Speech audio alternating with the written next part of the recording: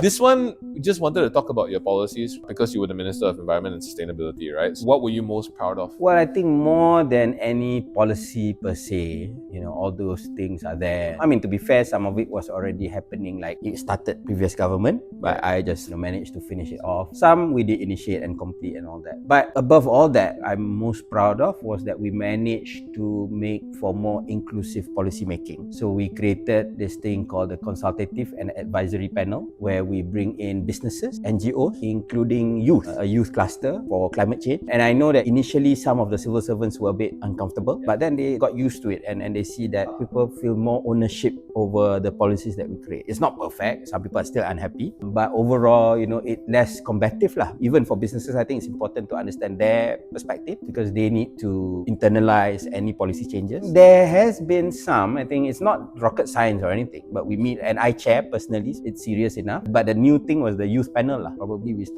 had 2 or 3 meetings for that. And why was that youth voice important to you? Well, now there's a greater emphasis even at COP for youth negotiators and all that. I mean, the fact is that Greta Thunberg and all that had created this. Wanting to build a thing for our own. Well, yeah. And what is the biggest challenge with Malaysia and facing environment and sustainability right now? I think the biggest challenge is the fragmented nature of jurisdiction. So obviously Sabah, Sarawak, they have a lot more powers, but even states in the peninsula, forest, land, it's all there within their control. So how do we talk about preserving 50% of forests when States are allowed to call whatever reserves? There needs to be some persuasion. I think policy has developed now where even federal government has started paying a lot of money to state governments to conserve. Not enough. So kalau you ask Sanusi, dia kata tak cukup ni 1% je. It's far better than what it was. So that sort of creates this positive relationship.